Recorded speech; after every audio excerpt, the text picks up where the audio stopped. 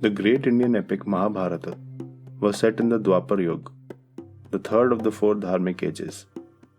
It narrated the struggle between two groups of cousins, the 5 Pandava brothers and the 100 Kaurava brothers, representing the good and evil in the story.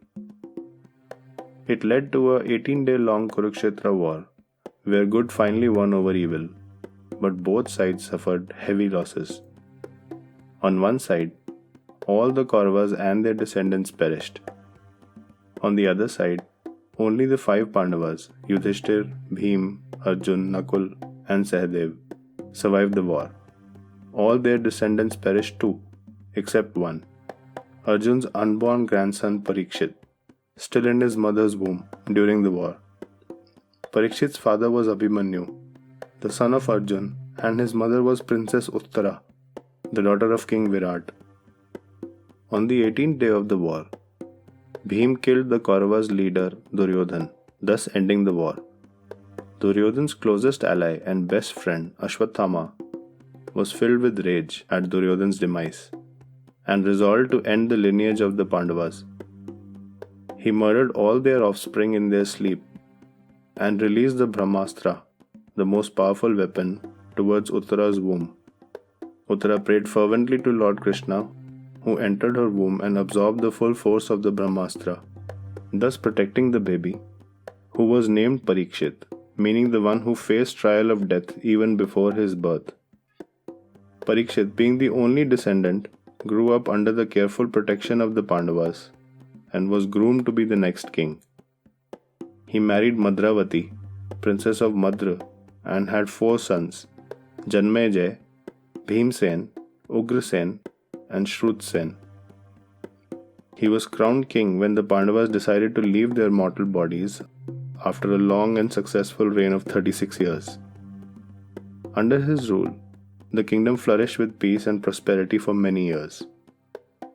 One day, while he was traveling around his kingdom, Parikshit saw a man trying to kill a bull. The bull was a physical manifestation of dharma, the righteous path, and its 4 legs were austerity, cleanliness, mercy, and truthfulness. The bull had lost 3 legs and was struggling on the last leg of truthfulness.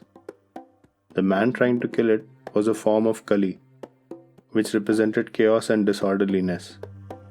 Being the dutiful king, Parikshit subdued Kali to protect the bull and was about to kill him.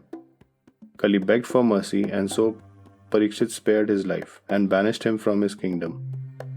Kali pleaded Parikshit for a place to live within the kingdom. Parikshit deliberated and permitted him to live in places that engaged in gambling, drinking, prostitution, and animal slaughter. Kali knew that such places did not exist in Parikshit's kingdom. So he asked for a more practical place, and Parikshit allowed him to reside where there was ill-gotten gold. Kali accepted it happily, because wherever there was ill-gotten gold, the rest of the vices would automatically follow. His encounter with Kali was an eye-opener for Parikshit, and he doubled down on his efforts to boost justice and righteousness among his subjects. He succeeded in bringing back all the 4 legs of the bull, and his kingdom continued to flourish. One day, Parikshit noticed a beautiful crown in his collection.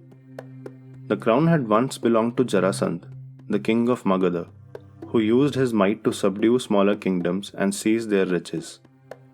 His crown came into the possession of the Pandavas as a trophy when Bhim killed him in a wrestling duel. Krishna, Bhim, and Arjun went to meet Jarasandh disguised as Brahmins and asked for a duel as alms, which he could not refuse.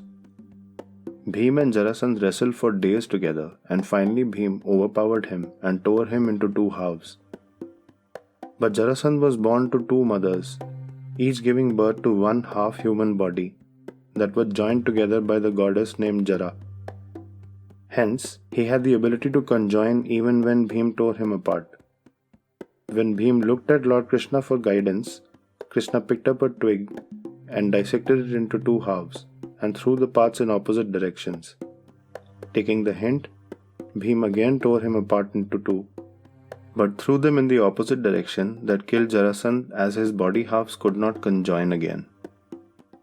As the crown originally belonged to a cruel king, and was further taken by Bhim in a deceitful duel, it became ill-gotten gold, and thus a home for Kali. So when Parikshit wore the crown to hunt that day, he unknowingly let Kali take control of him. After a long hunt, tired and hungry, Parikshit reached the sage Samika's ashram and asked for some water and food. But Samika was in deep meditation and did not realize the king's presence. Fatigued by hunger and under the influence of Kali, Parikshit took Samika's negligence as disrespect. In retaliation, he picked up a dead snake lying nearby and wore it around the sage's neck and left. But the sage remained unaffected and continued to meditate. Samika's young son, Sringi, heard of this event and was shocked at the dishonorable act of the king. In his anger, Sringi cursed the king to die from a snake bite within the next 7 days. He went home and found his father still in deep meditation, with a dead snake on his neck. When Sringi broke down to tears, Samika opened his eyes, brushed aside the snake, and learned of the whole incident. He was appalled to hear the undeserving curse on their kind and just king for just one impulsive act of arrogance. Samika sent word to Parikshit, informing him of the irreversible curse. By then, Parikshit had removed the crown and was repenting his actions deeply. When he learnt of his curse, he became desperate to escape his impending death. He had a tall building built atop a tower in the center of his kingdom that no snake could reach, with guards everywhere. He had isolated himself from everyone, including his own family, and paced up and down his room, unable to function normally. The learned scholars and sages tried many ways to calm him, but nothing worked. On the 7th-day evening, a famished and tired Parikshit bit into a fruit. A snake named Takshak, disguised as a worm inside that fruit, came out and bit him.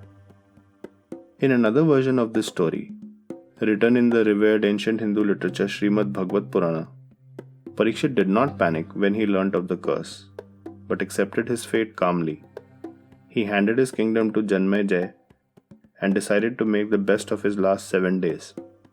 He went to the riverbank of Ganga and listened to Bhagavata from Suka, the son of the great Ved Vyas, who was also the author of both Mahabharata and the Bhagavata. With the knowledge of Bhagavata, Parikshit lost his fear of death and became content enough to even welcome it. On the 7th day, Parikshit peacefully meditated to Lord Vishnu when Takshak, disguised as a Brahmin, bit him. Either way, Parikshit's death left his son Janmejaya inconsolable and enraged. To avenge his father, he conducted a Sarpasatra Yajna that had the power to draw in all the snakes into a sacrificial fire. He could not pull in Takshak, as the snake wound himself around Lord Indra's leg, who was his friend and protector. On Janmejaya's order, the sages increased the rigor of the yajna to pull at Takshak harder, and it continued for many days. Ultimately, a sage named Astika arrived, who was destined to stop the yajna and protect the snakes. His father was sage Jaratkaru, who had tried to avoid wedlock with a condition to only marry a female with the same name. So he could not refuse marrying a snake named Jaratkaru, who was the sister of the great serpent king Vasuki and the daughter of sage Kashyap and Kadru, the mother of all snakes. Kadru had cursed all her children once for their disobedience to die in a sacrificial fire. To save their race, Vasuki gave his sister in marriage to a sage so that she could bear a child destined to stop any such snake sacrifice. During the yajna, Astika rightfully asked for alms as a Brahmin, which the king could not refuse. So Janmejaya promised him anything he wished, and Astika asked for the yajna to be stopped.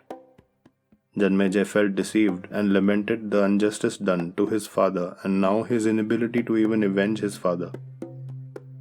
That's when Astika told him the story of how Parikshit's death was also to avenge someone else's family. Before the Pandavas built their capital city Indraprastha, that land was called Khandavprastha and was the home of snakes. To clear the land, Lord Krishna advised Arjun to burn everything on it, including all forms of life, to ensure no one can lay claim on that land later. So Arjun built a dome of fire covering the entire land and destroyed everything, including thousands of innocent snakes that lived on it. Snakes from other lands grieved their lost families, and Takshak was one such, who had resolved to avenge them by killing all of Arjun's descendants. Astika explained that Takshak sought justice through Parikshit's death, and if Janmejay did the same, this cycle of revenge would only continue, killing countless innocent lives on the way. Janmejay was enlightened by Astika's wise words and called off the yajna. Parikshit's life is a testimony that the larger forces in life are outside the individual's control. He neither had any control on the events that led up to him being saved from a Brahmastra while still being unborn, nor did he have any control on the events that led to his death. And hence, the lesson for all of us is that an individual has no control over the outcomes and should only concentrate on their actions.